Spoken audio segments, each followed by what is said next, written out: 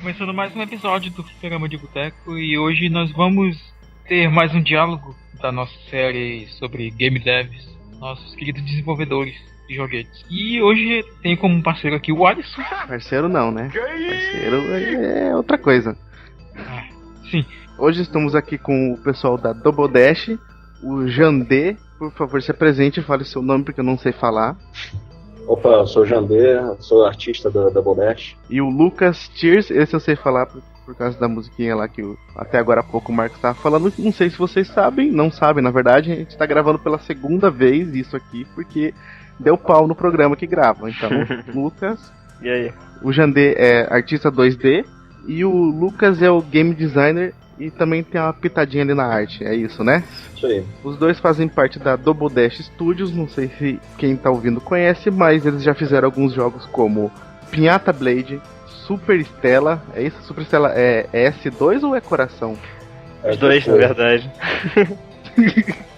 O Galaxy Inc. E agora eles estão aí no Indiegogo com o Rocket Boy. E, por gentileza, comente um pouquinho sobre o projeto do Rocket Boy. Então, o Rocket Boy foi um projeto que surgiu durante o último Game Jam que a gente fez, que foi do Indies vs Gamers. Foi um jam que durou 72 horas. Era uma ideia assim, que a gente já tinha assim, meio que por alto, mas que com a temática do jogo, a gente do jam, né, que era arcade, a gente conseguiu fechar bem, assim, sabe, as pontas soltas que a gente tinha na nossa cabeça. Então a gente pegou duas... Peraí, deixa eu desligar meu celular que tá bizarro. A gente pegou dois gêneros que são muito...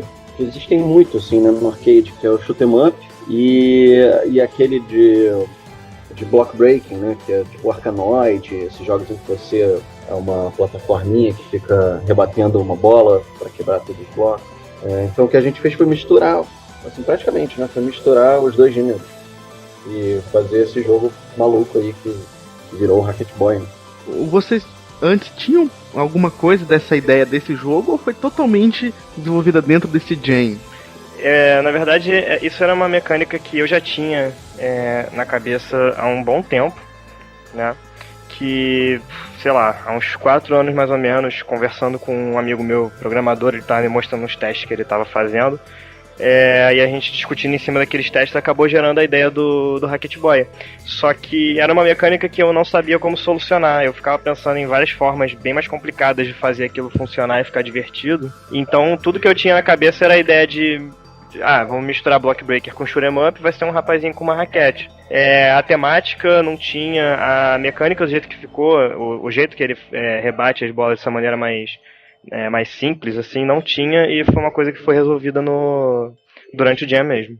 Eu acho interessante esse negócio do jam, porque eu acho que ele meio força as pessoas a terem ideias, sabe? Uhum. Porque recentemente eu participei de um e a ideia que a gente teve pro jogo foi, assim, tipo, surgiu do nada mesmo, assim, nunca tinha noção daquilo ali, ou algumas coisas eu tinha de outros jogos que eu queria fazer, mas só que a finalização ficou uma coisa muito, assim, diferente. Eu acho que esses jams até ajudam nessas ideias para jogos e tudo mais. Ajudam bastante. Com certeza, porque ele te força a fazer, logo o início do jam te força a fazer um brainstorming, assim, que costuma durar bastante tempo, pelo menos com a gente, sabe? A gente já participou de muito jam e sempre surgiram, assim, umas ideias bem legais, sabe? O Super Stella, por exemplo, que você mencionou mais cedo, ele veio de um jam. O Pinhata Blade, ele foi a evolução de um jogo também que veio de um Ludum Dare. A gente, por exemplo, nesse último jam que a gente fez todo o brainstorming lá, surgiram ideias, assim, de uns 2 ou 3 jogos que a gente com certeza vai querer fazer depois, sabe? É verdade. Então é muito bom mesmo, é um exercício, assim, que é isso que você falou, de força a ser criativo, sabe? E dá aquela pressão que às vezes a gente precisa pra trabalhar, né? Ah, com certeza. Quando vocês participam desses jam e tal, porque como vocês já são um estúdio, estão há algum tempo já juntos, né? Tem mais ou menos quanto tempo que tem a Double Dash? Como esse grupo tá tentando juntar no escritório e tal, deve ter o quê? Uns 2 anos quase, mas já participa de jam há um pouco mais tempo que isso. A Estela, acho que foi quando a gente começou a oficializar a Double Dash foi em 2013, então acho que é a partir disso aí, mais ou menos. Em janeiro de 2013, 2 anos por aí. E quando vocês vão desenvolver, ou quando vocês vão participar desses jam, vocês sempre estão juntos, todos no mesmo local? Sim. Sim. A gente já tentou fazer separado e tal, assim, mas é muito mais difícil. Você não consegue ter o feedback que você tem quando você está do lado da pessoa, vendo ela trabalhando, sabe? Pois é, isso é uma coisa que a gente passa no dia a dia, que a gente está tentando minimizar cada vez mais, que é justamente o fato de que, como a gente não tem como estar 8 horas por dia no mesmo ambiente de trabalho, às vezes a gente tem que trabalhar remoto. O trabalho não rende tão bem quando você está trabalhando remoto. E aí, em jam, que é uma coisa que a gente tem a oportunidade de marcar para se encontrar e fazer, a gente sempre tenta fazer presencial mesmo. E quando acontece esse jam, quantos litros de Coca-Cola é utilizado? Ou de Red Bull. O Lucas não bebe Coca-Cola, nem a Shizui, a Luísa, que é a outra artista da Double Dash. Mas pelo menos nessa última, acho que eu e o Kim bebemos no mínimo 6 litros. A gente pega muito Guaraná natural mesmo. Pozinho de Guaraná ou Guaraná mesmo? Xarope de Guaraná. Xarope. E aí vão, sei lá, no fim de semana aí vão aqui, umas 2 ou 4 garrafas. Fácil. E pizza? Pô, a pizza nesse jam aí a gente pediu o quê? 6 pizzas? Não, mais. Acho que nesse jam, na verdade, a gente não pediu pizza Não, a gente não pediu? Ah, não, a gente fez no outro, né? A gente é. emendou um segundo jam um pouco depois do. Na verdade, a competição. gente tem feito comida, né? Ah, é verdade, porque eu e a Shizu, a gente tá gostando de cozinhar, aí a gente tenta fazer umas paradas. Mas durante o jam foi basicamente macarrão e carne moída o jam inteiro. Salsicha. E salsicha. Dá pra deixar lá no fogão, né, enquanto tá... Cara, pô, mais fácil, né? Você, Lucas, uma pergunta pessoal agora. Não. Charmander, Bulbasaur ou Squirtle? Ah, Bulbasauro. Sempre o Bulbasauro. Ele é o que... Por quê? Hã? Você gosta de jogar no hard? Cara, não é que eu gosto de jogar no hard. Na verdade, o Bulbasauro tem vantagem nos primeiros ginásios. Se você for ver. Não, é no easy. É jogar no easy. Sim, mas Ele porque... tem vantagem de conta de pedra. Sim, mas é porque eu gosto mais dele mesmo. Eu tenho até uma camisa do Venusauro. Eu acho ele estiloso, o Bulbasaur é muito estiloso. Eu também acho, cara, também acho. Assim, já foi comprovado que o Blastoise é o melhor dos 3, mas o meu favorito é o Bulbasauro mesmo. E o Jandê? Cara, não sei nem do que vocês estão falando, o que é isso aí? Ah, tá. Cara, então, quando eu joguei, eu só joguei o primeiro uma vez, quando era moleque. Eu escolhi o Charmander, mas hoje em dia é o Bulbasaur também. Por causa da animação do Raptor. Que a minha camisa, inclusive, é dessa animação, não sei se vocês conhecem. A animação do quê? É o Pokéall do Raptor. Venusaur with a question mark. Eu deixo pra vocês aqui o link pra vocês pegarem depois. Eu não compreendi o que é. Cara, tu não conhece o canal do Ego Raptor? Ele fez aquele vídeo... Foi ele que fez o vídeo comparando o Mega Man com o Mega Man X? Foi, né? Melhor vídeo dele, cara. Incrível. Vem me falar do canal de um cara que eu não conheço e ainda me cita jogo ruim? Oi. Fala isso na frente do Jandê, não. Ele fez um vídeo também de Castlevania, que é bem legal. Ele fez 2 de Castlevania, inclusive. Sim. Eu ria que só vendo aquele vídeo. Já que a gente tá falando de jogo, Lucas, qual que é o jogo ou os jogos da sua vida? Você gosta muito mesmo, assim, que é super fã. Pô, cara. Vamos fazer uma coisa? Eu posso tentar adivinhar os do Lucas e ele tenta adivinhar os meus? Pode ser, fica mais legal, mais bonito. Do Lucas, eu vou chutar hoje em dia Smash Bros. Sim.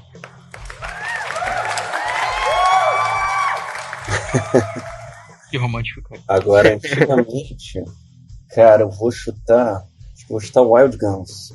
Com certeza é um deles. Caraca! Bem específico, ó, cara. Pô, cara, o Wild Guns é muito fantástico. Sim, primeira vez Só mencionado aqui no programa e é um jogo legal pra cacete, velho. Eu fico até chateado que tem pouca gente que não é todo mundo que conhece esse jogo, tipo... E Steampunk no Velho Oeste, cara. Caralho. Absurdo. Eu não conheço, por quê? Tô pesquisando agora. Cara, porque ele não era tão famoso esse jogo. Não, ele é bem underrated. Eu, inclusive, só conheci realmente porque ele, tipo, tinha na locadora perto da minha casa, que era a única que eu ia e chamava atenção, sabe? Eu aluguei uma vez e viciei na porra do jogo. Ah, eu já joguei, cara. Agora que eu lembrei. Tinha lá no fliperama do tio Jairo. Era onde eu jogava. Inclusive, recentemente eu zerei esse jogo aí com o Jandê também. Agora, acho que eu vou ter mais dificuldade de acertar os jogos de Jandê. Porra, cara. Deixa eu ver. Tô até o cara do... Bom, Sonic, com certeza. Os primeiros Sonic. Cara... Sonic 1. Sonic em geral, beleza. Sonic em geral, porque até o cara da SEGA. O Jandê, inclusive, ele é o... Dentre nós, assim, ele é o único que cresceu com os consoles da SEGA, né? Olha aí. Ele que traz a cultura da SEGA pra gente.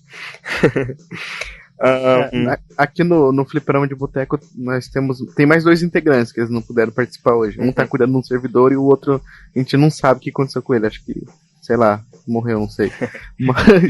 mas o Alexandre, que tá lá cuidando de uns servidores lá do serviço dele. Instalando a Double Reader. Instalando a Double Reader. Ele tem 3 Saturno. Caramba. E os 3 funcionam. O Jandê tem 2 Mega Drive. São Mega Drive? São, né? Não funciona. Ah, funciona o negócio do Player 2. Não, esse é o que funciona. Ah, tá. Teve um Mega Drive que o Player 1 funcionava, se eu não me engano. Ah, não, o Player 2 funcionava, a entradinha do controle, e o Player 1 funcionava andando pra qualquer direção, menos pra esquerda. Mas eu comprei ele a R$20 na rua, então tá. Então tá valendo.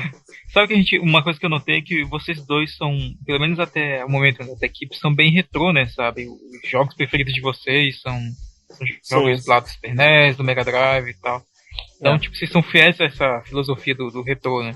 Não é o cara do hype que fala, o jogo que eu joguei semana passada é o meu preferido da semana, da vida. Cara, assim, se eu puder...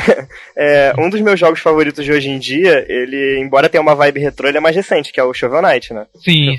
Pra mim, tipo, o jogo foi tão absurdo que eu, depois de zerar o jogo, eu mandei mensagem lá pros desenvolvedores, tá ligado? Tipo, elogiando o trabalho dos caras, que foi muito absurdo aquele jogo. E teve resposta? Cara, teve. Olha aí. Assim, não foi uma resposta muito elaborada, mas deu pra ver que também não era uma coisa mecânica, tá ligado? Foi tipo, thank you. Thank you. Foi tipo, obrigado, a gente...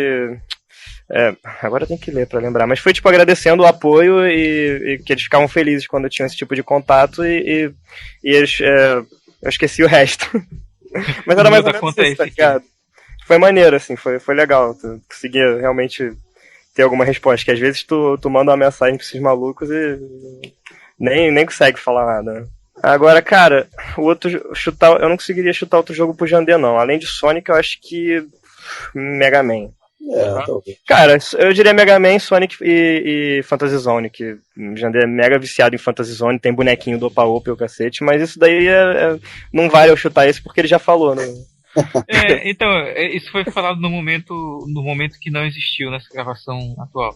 Fale um pouco sobre. Pois é, fale um pouco sobre os jogos que geraram elementos, que geraram influências pro jogo de vocês, né, mais atual, que é o Rapid Boy. Esse daí com certeza eu acho que a melhor opção é o Jandê, porque embora eu tenha trazido a ideia da mecânica, ele que trouxe as referências do Kill 'em Up.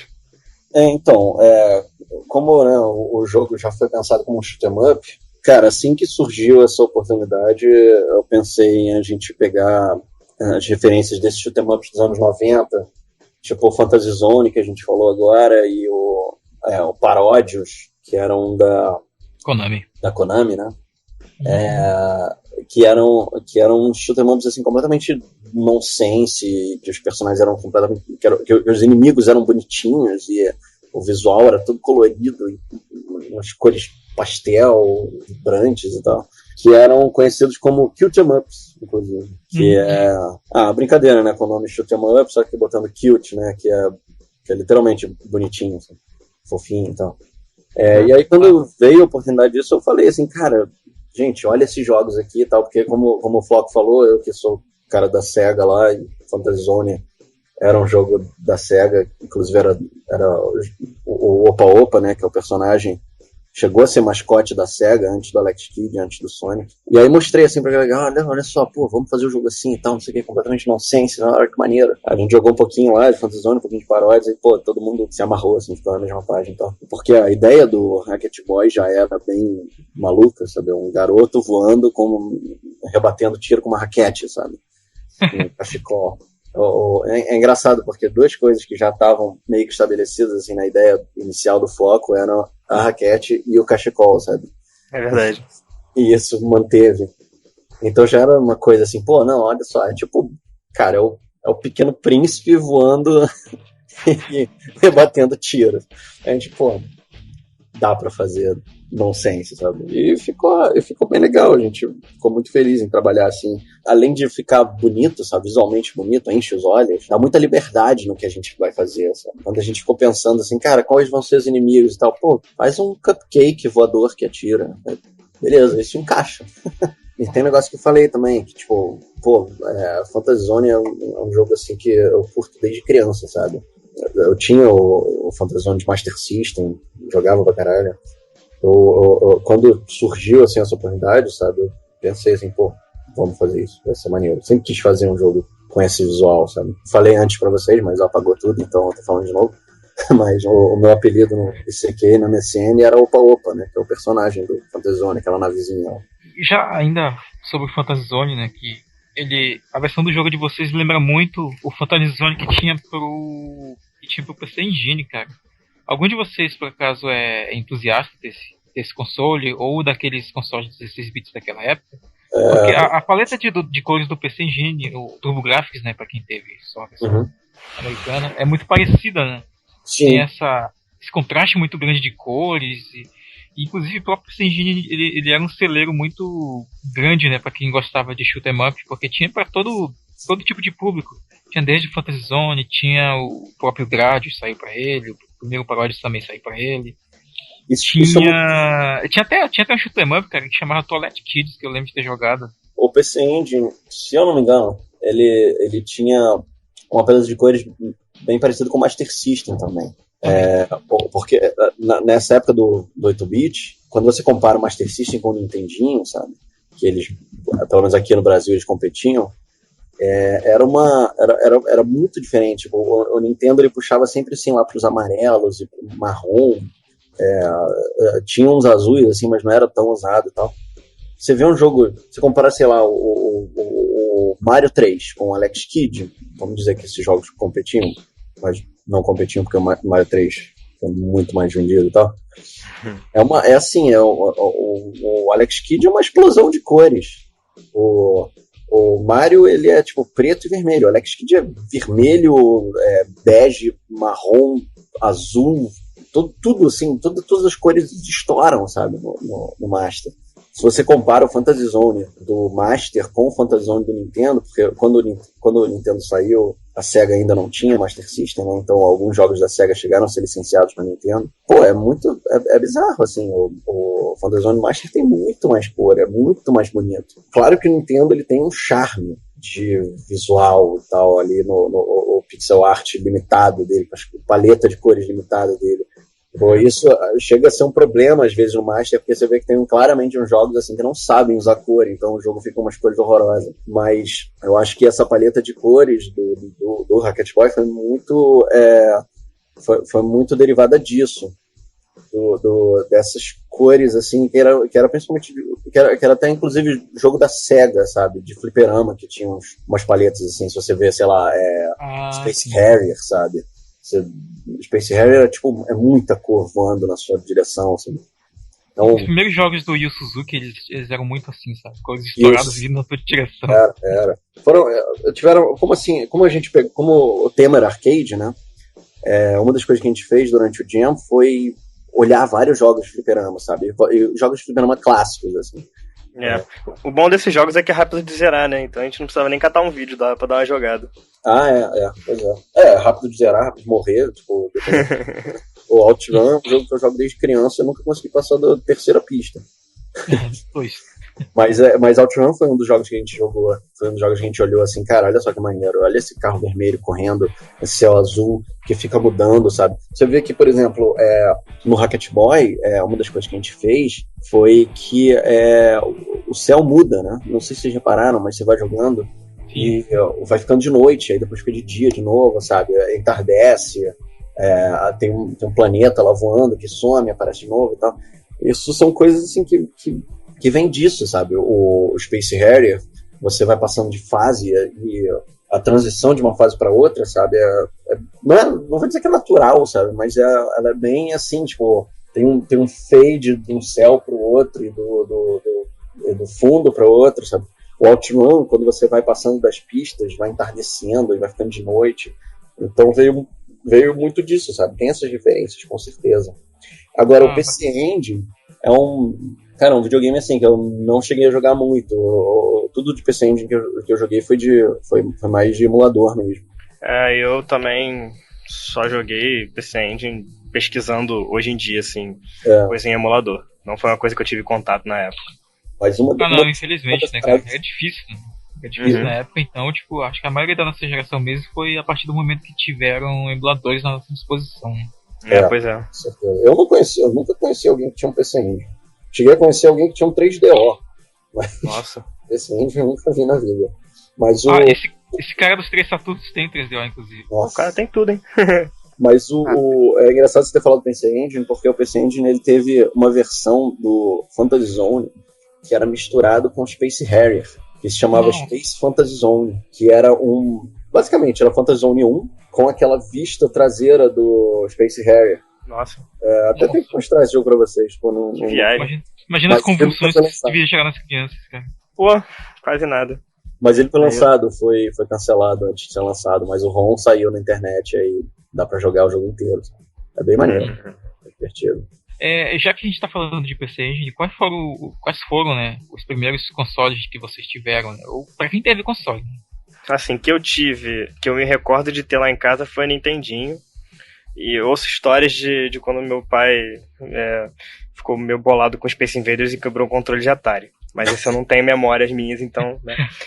E que eu comecei a jogar foi Super Nintendo. Mas era um Nintendinho mesmo ou era um daqueles genéricos? Famiclone. Cara, se eu não me engano era aquele quadradinho mesmo, o Nintendinho americano. Era o que parecia o videocassete, cinzento preto, grandão? Cinza e grandão? Aquele que é... Isso mesmo. Aquele que é a imagem mais famosinha do Nintendinho. Alguns tiveram um japonês, né? Que era mais difícil ainda de achar. Ou então aquele NES 2, que era uma versão remodelada do Nintendinho, que saiu depois do Super Nintendo. E é difícil pra caralho de achar. Com a entrada no cartucho em cima, né? Isso. Pô, mas dá mó charme o cartucho, tipo, ficar dentro do console, assim. Mas sabe o que rola? Isso aí estragava. Eu imagino que não seja muito, muito saudável pro console. Por isso que eles pararam de fazer. Eles começaram a fazer o outro. E você, Jandê? Cara, então, eu sou mais velho aqui do Lodash, né? Eu tenho 30 anos, eu fiz 30 anos esse ano. O Floco... Quantos anos você tem, Floco? 24. Isso. Então, ninguém é acima de 25, né, na equipe. Mas eu nasci já com um Atari lá em casa. Na verdade, era um Super Game da CCE. Então eu jogo desde criança mesmo, assim. Eu lembro de, sei lá, zerar o Superman de Atari com 4 anos de idade. Mas assim, eu tive esse Atari, né? Esse CCE, o Super Game. Aí depois eu tive um Master System, que pra mim foi tipo, explodiu. Eu tive que, sei lá, raspar o cérebro do teto, porque explodiu minha cabeça. O Master System era, cara, tinha pistola, tinha óculos 3D, tinha jogo na memória, era muito maneiro. E era aquele Master System 1, né, que tinha o Hang-On, o Safari Hunt. Depois do Master a gente seguiu com a SEGA, né, porque assim, eu tenho vários irmãos, né, mas meu irmão, 5 anos mais velho que eu, assim, era quem jogava videogame comigo. Depois comprou o Mega Drive, né, que foi uma loucura também. Aí depois do Mega Drive eu arranjei um Phantom System, troquei um RPG por um Phantom System com um amigo do meu irmão. Que era o Phantom System, era o Nintendinho da Gradiente. Aí que eu pude finalmente jogar, tipo, Mario 3, Batman do Nintendinho, o Tartarugas Ninja 2, que era aquele pirado. Muito maneiro. Sei lá, muita coisa. Mas então teu primeiro console mesmo foi tipo Atari mesmo, né? Foi o Atari, meu primeiro foi o Atari. Mas aí foi isso, depois a gente seguiu pelo... Aliás, não, a gente não seguiu completamente pela Sega, porque depois na hora de comprar a geração 32-bit, eu comprei o PlayStation, não comprei o Saturno. Não comprou o Saturno, putz, abandonou, foi em movimento. Mandou bem, cara, mandou muito bem. Não era... Cara, isso aí foi engraçado. Eu comprei o PlayStation por causa de Rayman. Eu vi uma vez um Rayman rolando na locadora, assim, cara, que é isso? Eu não entendo. Tipo, não, PlayStation e tal. Aí eu peguei e joguei assim, cara, eu preciso disso. Aí eu aluguei. Detalhe que a melhor versão do Rayman é do Saturno, né? Ah, cara, eu não sabia disso. Mas enfim. 10 anos de idade, 11 anos. E aí depois do PlayStation que eu voltei pro Dreamcast. Dreamcast é um dos melhores joguinhos que eu tenho nessa minha vida. Teve Dreamcast? Eu tive Dreamcast, tenho Dreamcast ainda. Tenho Dreamcast lá com o Chico. Dreamcast sim, Dreamcast é sucesso. Eu tenho o meu ainda também. Pô, Dreamcast é maravilhoso. Cheguei a jogar Phantasy Star online mesmo. Cara, é muito bom, assim, um joguinho muito maneiro. Que tem muito jogo esquisito, assim, que, cara, você não teria se fosse um outro videogame. Sei lá, tipo, Space Channel 5, Rez, Skies of Arcadia, tem uns jogos muito maneiros. Que depois acabaram saindo para outros videogames, mas mesmo assim. Echo the Dolphin. Pô, adoro Echo the Dolphin do Dreamcast. Qual que tem a maior assim, participação na formação gamer de vocês? Eu já peguei já que o Jandê tem uma ligação muito grande com o Fantasy Zone, um pouco ali com o Sonic e tal, e que tipo influenciou a cabeça de vocês. Nossa, velho, isso aqui é o que eu quero da minha vida, eu quero fazer jogos depois de ter jogado aquele jogo lá. Eu consigo pensar assim em jogos que me fizeram pensar muito em tipo como o jogo é incrível, sabe? Shadow of the Colossus foi um que pra mim foi absurdo, assim. É engraçado que é dos recentes, mais ou menos dos recentes, né? O jogo já tem quase 10 anos. Né? Foi um assim que, cara, eu comecei a jogar assim, e não sabia do que se tratava. E aí, conforme eu fui jogando, eu fui meio que assim, cara, é engraçado, não tem nada. Cara, é só isso, tipo, que incrível. E assim, foi um jogo que, cara, eu acho que nenhum jogo conseguiu chegar na sensação de faça o que você quiser, sabe, que esse jogo tem. Talvez, sei lá, Minecraft, mas acho que nem isso, assim. Porque é um jogo, assim, que não é sobre você ir lá e matar os colossos e salvar a princesa, sei lá. É um jogo sobre você tá andando a cavalo, aí você vê uma floresta, você acha essa floresta bonita, pensa em dar uma passada lá, e aí você vê um negócio e pensa, pô, será que eu consigo subir lá em cima? Aí você sobe lá em cima, olha a vista e, pô, que vista maneira. Tá, vou descer. Sabe? Muitas vezes. É um jogo assim... assim... muitas vezes jogar. Pra ficar analisando só paisagem. É legal demais. É um jogo de assim, cara, por que você meio que só joga esse jogo porque ele tá lá, sabe? É aquela ideia de por que o alpinista subiu a montanha, sabe? Porque a montanha tava lá pra ser subida. E é meio que isso, sabe? Você fica jogando o jogo assim, é quase como sei lá, parece que tá tirando férias, sabe? É muito incrível. Agora, antes dele, teve aquele Out of This World, também se chama Netherworld, sabe qual é? Sim, sei. Que tinha pra Mega. Pra Amiga, pra Drive. Eu joguei muito de computador. E esse é um jogo assim que pra mim ele é incrível, sabe? Foi um jogo que realmente eu pensei assim, cara, dá pra fazer isso, sabe? Inclusive depois que eu estudei a história dele, o jogo foi todo feito por um cara, um francês lá, o Eric Charry, e só a música foi feita pelo amigo dele. E é muito doido, sabe? O jogo é muito assim... não vou dizer que ele é intuitivo, porque ele tem umas coisas muito específicas, sabe? Mas ele é quase intuitivo. Você pensa assim, cara, como é que eu vou fugir desse bicho, sabe? Que apareceu. E a sua como é que se chama? Seu reflexo inicial é realmente fugir daquele bicho, daquele monstro que ele coloca pra você. E aí tudo que você faz é fugir, sabe? Você pensa assim, vou chutar ele, que nem eu chutei as lesmas que apareceram antes. Porque claramente você não vai conseguir matar ele. E aí você foge, e aí você chega numa resolução do negócio de alguma forma. Não sei, às vezes eu não consigo explicar muito bem as coisas. Mas esse é um jogo pra mim assim que é muito genial. Ele consegue passar uma atmosfera e uma ideia de explorar um mundo que não existe, sabe? Muito grande. Assim, é uma ideia de coisas maiores que vocês estão acontecendo, sabe? São jogos que te fazem questionar como que um jogo tem que ser, né? Uhum. Lucas? Eu estava afim comecei a ficar afim de trabalhar com jogo quando eu tinha tipo uns 12 anos.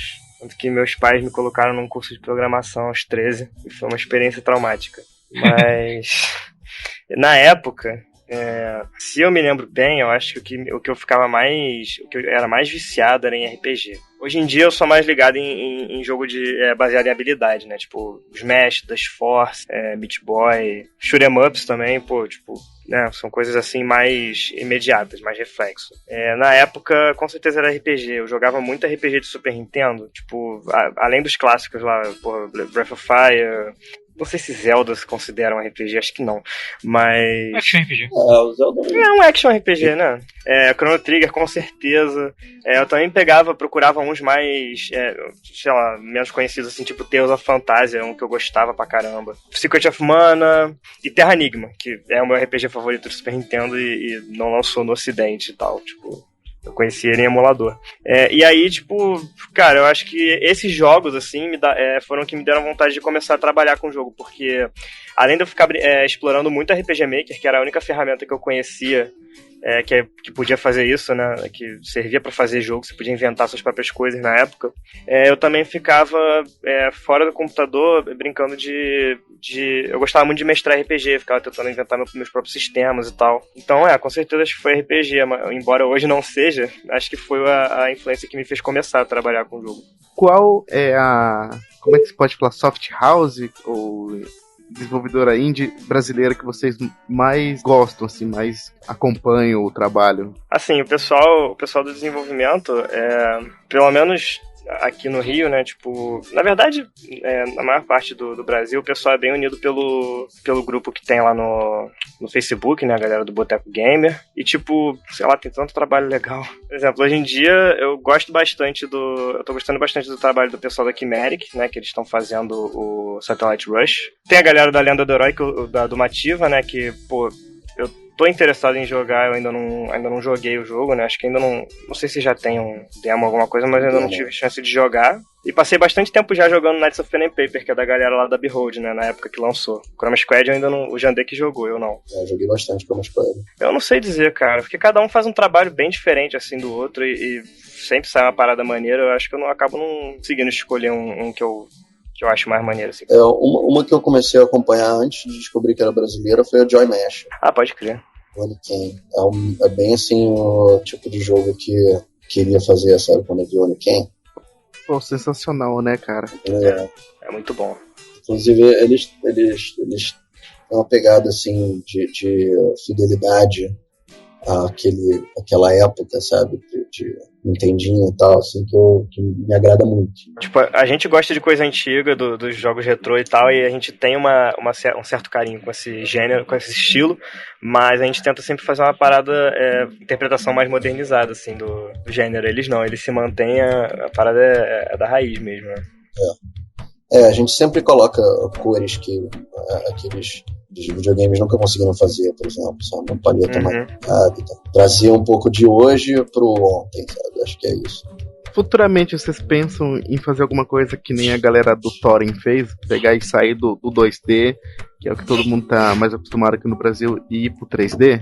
A gente já pensou assim, a gente já pensou em começar, a gente já pensou em fazer uma coisa mais tipo low poly, sabe? Que seria quase que o pixel art do 3D, mas isso é uma coisa que já passou pela nossa cabeça, assim. Inclusive, o Jander ele sabe um pouco de 3D, tem uma base assim por onde poderia começar. Eu também estudei um pouco já e tipo, seria possível a gente fazer.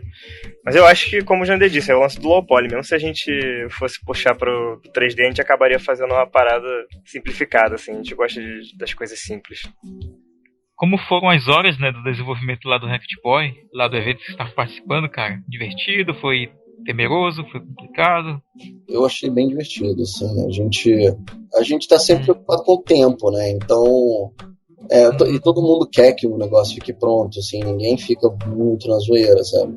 A gente trabalha, a gente se diverte e o projeto fica pronto, sabe? O Rocket Boy foi um, assim, que foi muito legal porque a gente sentiu mesmo, assim, que ele ficou pronto do jeito que a gente queria, sabe? Muitas vezes em Jam, assim, você não consegue implementar todas as coisas que você pensa em fazer. Muitas vezes não, todas as vezes. Inclusive no Rocket Boy, a gente tem a brincadeira lá do Rei Manati, né? Que ele é seu chefe, mas a gente não conseguiu implementar a tempo. Mas foi, assim, a única coisa que a gente não conseguiu implementar a tempo, sabe? Pra um Jam, a gente conseguiu fazer muita coisa, muita coisa. Ficou um jogo, assim, bem polido, sabe? Ficou bem redondo mesmo, cara. Qual engine, aliás? Essa é a minha próxima pergunta. Qual engine que vocês usam? A engine? Você tem conhecimento? Qual vocês manjam mais? Cara, a gente usou o Construct 2 porque é uma engine que eu estudo sozinho, né? Porque eu, como game designer, sem conhecimento de programação, o Construct me ajuda a experimentar a mecânica sem precisar ficar alugando o Kim para fazer as coisas, né? E foi o que a gente escolheu no Jam também, porque as coisas ficam prontas mais rápidas, embora ela seja menos robusta e tenha menos espaço para customização que no Unity, por exemplo. Mas para projetos maiores, inclusive para o próprio Rocket Boy na versão comercial, aqui a gente costuma usar a Unity, porque o Kim ele é muito habituado com a Unity, ele sabe fazer as coisas muito bem lá. Ele prepara o sistema de forma que a gente possa acessar e editar pequenas coisas sem precisar dele também. E para um projeto longo assim, Construct acaba não sendo a ferramenta mais indicada, né? Outro motivo também foi porque no Jam a gente ia depender de votação para poder ganhar a competição, né? E aí a gente queria deixar o jogo mais acessível possível. E como, eu não sei se vocês estão sabendo, mas rolou aquele lance de que o Google tirou o suporte a vários APIs no Chrome. Isso incluiu o web player da Unity.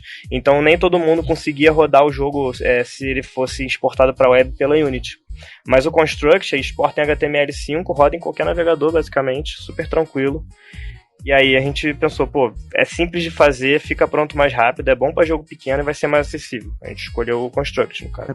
Isso é verdade, né? Você tem que, pra tentar rodar no Chrome, você tem que ativar o NPAP. Tem que fazer todo um macetinho. Legal, cara, você curte Construct 2. Já sei quem que eu vou perguntar quando tiver alguma dúvida. Pode mandar, cara. Eu fico fuçando o Construct desde o Classic, na verdade, né? Inclusive foi a primeira ferramenta que eu peguei quando eu tava começando a estudar. Tipo, como é que faz jogo? Eu peguei o Construct, assim, quando eu entrei na faculdade, né? Eu achei ela muito interessante depois que eu descobri que o Cut the Rope não é Cut the Rope, cara. É Cut the Rope, eu não lembro. Tem um jogo muito famoso que eu descobri que ele foi feito no Construct 2. Sério? Caraca, eu não sabia disso não. Eu achei muito interessante, porque eu vi o Cut the Rope pra celular, pra computador, pra 3DS, caralhada toda, mano. E não sei se eles continuaram depois com o Construct 2 para as outras plataformas, mas pelo menos pro mobile eles usaram. Sim. Pois é, cara, o Construct pra esses jogos pequenos, assim, ele é ótimo. E assim, até dá pra fazer jogos maiores nele, mas aí tu precisa de um entendimento do programa e uma organização que eu, sinceramente, não conseguiria ter. Mas, pra um jogo tipo desse nível aí, do Cut the Rope e tal, ou então pra um Jam, eu acho que é uma das ferramentas mais indicadas, assim, ele é muito bom. Ele é bem rápido. Você testa na hora, assim. E no Jam você quer estar testando a sua mecânica o mais cedo possível, né? Pra saber se aquilo vai ser divertido, se vai ficar bom e poder começar a balancear. E o Construct deixa você fazer isso rapidinho. Se vocês não fossem game dev, o que seriam? Pararam pra pensar sobre isso? Seria animador. Eu ia falar a mesma coisa. Inclusive eu faço freelance de animação. Estava fazendo agora mesmo freelance. Se fosse sair totalmente do âmbito de jogos, aí já complica um pouco a minha vida. Saindo do âmbito de jogos e de design, porque eu sou formado em design, o Floco tá se formando agora, né? Nossa, eu não faço mais ideia. Cara, sei lá, considerando meus hobbies atuais, era bem capaz de eu me entusiasmar por estudar culinária. Olha aí. Inesperado, cara. Se bem que tu falou que vocês estão fazendo a comida agora. Não, né? tipo, virou. Pois é, não, virou programa, assim, tipo. Que eu faço com a minha namorada às vezes, que é a Shizui, ela é parte da equipe também. Sim. E o meu melhor amigo também, tipo, às vezes ele vai lá pra casa e a gente arranja uma parada pra cozinhar, então virou hobby, assim. E já que vocês saíram um pouco do universo dos jogos, a gente pergunta também um pouco, né, sempre de quem vem aqui, o que vocês costumam ouvir, assistir, o que vocês gostam de... Vamos começar pelo assunto que eu gosto, né, música. O que vocês gostam de banda preferida, ou então estilo preferido de vocês? O Jandeu eu não sei, mas eu gosto de música zoada. Eu ouvi, ele tava ouvindo o Clair de Lune. Eu gosto bastante de música clássica, piano, essas coisas instrumentais, assim, tipo, acho muito maneiro. E geralmente quando eu tô trabalhando em alguma coisa que eu preciso me concentrar bastante, eu coloco uma parada dessas. Mas quando eu tô trabalhando com alguma coisa que eu posso ficar mais distraído, assim, tipo animação, por exemplo, dependendo do estágio, dá pra eu fazer uma coisa mais automática. Aí eu gosto de escutar as músicas zoadas, tipo, tudo que tiver uma letra engraçada, assim, um instrumental maneiro, eu tô ouvindo. Então Flight of the Conchords, Star Bomb, música de jogo também, né? Mas música de jogo claro. entra na parte instrumental. Mas, cara, sei lá, eu gosto de coisas que tem a letra engraçada. Olha aí, cara, pela primeira vez eu acho que a gente não teve alguém que falou que, pô, eu curto essa banda de metal aqui e tal, do inferno. Eu escutava muito metal quando eu tava no colégio. Hoje em dia eu não tenho saco, não. Chupa essa, Guilherme. Eu ainda escuto metal. Quais vertentes do metal? Qual a tua banda, qual vertente? Eu ainda escuto bastante Metallica e Iron Maiden, Anthrax. Essas coisas mais assim, mais antigas, tipo AC/DC eu gosto bastante, Black Sabbath eu gosto muito. Mas eu vario muito, cara. A cada época eu tô escutando uma coisa completamente diferente da outra, sabe? Outro dia eu tava escutando muito Paul Simon, do Simon & Garfunkel. Aí depois eu comecei a escutar muita música eletrônica, aquele tipo Neo Retrowave, sabe qual é? Os caras fazem as músicas eletrônicas baseadas em trilha sonora de filmes dos anos 80. Olha aí, cara, que louco. Você botou essa parada pra gente ouvir outro dia, Jandel? Botei. Pode crer. É bem maneiro, assim. Tipo, fica tudo parecendo que a trilha sonora, sei lá, de Duro de Matar ou Máquina Mortífera, assim. Essa parada de ouvir remix, assim, com coisas totalmente aleatórias, me lembrou uma das coisas que eu tenho gostado bastante de ouvir ultimamente na parte instrumental é electro swing. Pega umas músicas muito vintage, assim, tipo... Cara, eu não sei de que década seria exatamente, se o Jandeto sabe dizer.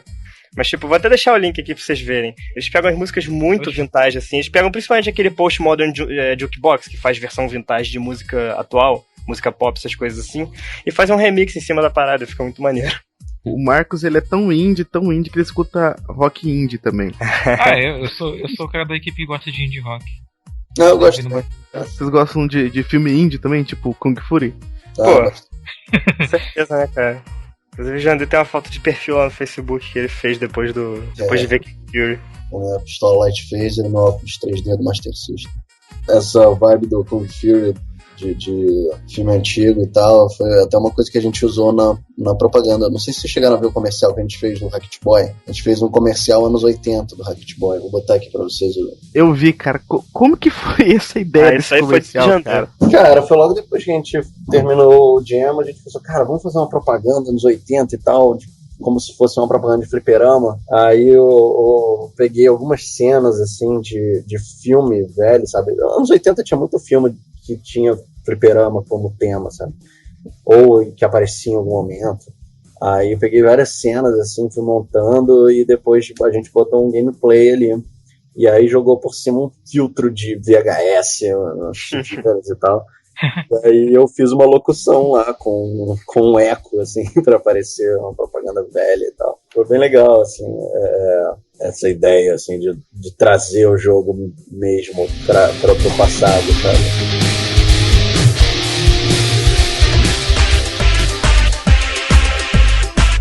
Chegando ao fim aqui do nosso episódio, eu gostaria que você fizesse o jabá do Rocket Boy, para quem quiser conferir o trabalho de vocês e tá ajudando nessa campanha do Indiegogo. Bom, a gente queria chamar todo mundo, né, primeiro para jogar o jogo, né, porque a gente tem lá o protótipo, que foi o que a gente fez no Jam. Claro que o jogo que a gente quer fazer é muito maior, a gente quer fazer várias fases, vários chefões, vários cenários insanos e inimigos malucos, mas para jogar, curtir a nossa mecânica, curtir o jogo lá e depois visitar a gente ali na nossa página do Indiegogo para apoiar a gente tem várias recompensas legais, assim, além de, claro, você comprar o jogo e receber na hora que ele ficar pronto, você pode também comprar, tem camisas, a gente tem uns pôsteres, a gente tem um fliperama do Rocket Boy, que você... Mini fliperama do Rocket Boy, que é o nosso tier mais alto, assim, o nosso valor mais alto lá de apoio, que foi a ideia doida que a gente teve, mas vamos ver se alguém comprar aí, vai ser muito maneiro. E a gente tem também o jogo físico, né? Você pode comprar e ele vem numa caixa que é no formato de cartucho de Mega Drive ou de Super Nintendo. Você pode escolher uma peça de colecionador aí legal, assim, pra todo mundo que curte esse tipo de coisa. Eu queria também deixar 2 avisos aí com relação ao nosso projeto. O primeiro é que, ainda sobre as recompensas da campanha, né? Vocês estão ligados na Lenda do Herói, que estão fazendo um jogo também, o pessoal lá da Domativa. Com o Marcos Castro. Com o Marcos Castro, os irmãos Castro, né? Então, a gente fez lá uma parceria com eles e uma das opções que você tem de doação pro Rocket Boy, você leva o Lenda do Herói junto. Vai ganhar os 2 jogos completos. Pode procurar lá. É o Indie Brasil Bundle que a gente colocou. Isso daí é especialmente pro pessoal brasileiro levar logo 2 jogos de indie brasileiro junto. E a outra parada é que a gente tá trabalhando agora num demo pro jogo, que, assim, aquele modelo que a gente tem agora ali, ele foi feito em 72 horas, teve um pouco mais de refinamento feito em cima dele depois, mas ele ainda não reflete tudo que a gente quer colocar no jogo. Como o Jandê disse, a gente tá querendo fazer o lance de colocar chefões, colocar mais power-ups, as fases mudando, né? E a gente vai preparar um demo que representa uma fase completa do jogo, com início, meio e fim, com chefão, mini-chefe. E aí eu queria deixar avisado pro pessoal ficar de olho também, que não vai demorar muito até a gente ter isso pronto. Todos os links vão estar no post, e quem tá ouvindo esse podcast, compartilha aí pra chegar em mais ouvidos, pra todo mundo conhecer mais o trabalho deles lá da Double Dash, especificamente do Rocket Boy. Vamos ajudar a galera brasileira que tá tentando aí chegar a nível internacional. Não são muitos ainda que conseguiram chegar nesse nível tão alto, né? Mas o Rocket Boy teve até o PewDiePie, né? Que eu não sei como é que fala o nome daquela porra. Eu sei que ele fala... Cara, acho que é PewDiePie que fala. PewDiePie. Até ele chegou a jogar, né, o jogo de vocês. Vai tá o link aí também na descrição, quem quiser ver o maluquinho jogando lá. E vamos apoiar aí $30, velho, pra você levar 2 jogos brasileiros. É troco de pinga, né, cara? Que nem a gente diz aqui, é troco de pinga. Levar 2 jogos aí. Você deixa de comer uma pizza e compra o jogo. Basicamente. Sem contar que esse daí do bundle brasileiro, você também vai ter acesso antecipado ao jogo, né? Que as versões de teste do jogo vão ser liberadas pra você poder dar a tua opinião aí e ajudar a gente a deixar ele um jogo melhor quando ele fosse lançado. E é isso aí, obrigado pela participação de vocês. Nosso tempo é curto, mas eu espero que vocês voltem aí, nem que seja pra conversar sobre desenvolvimento de jogos, trocar uma ideia. Tá o convite aí. Tranquilo, cara. Só chamar. Então, falou, até semana que vem.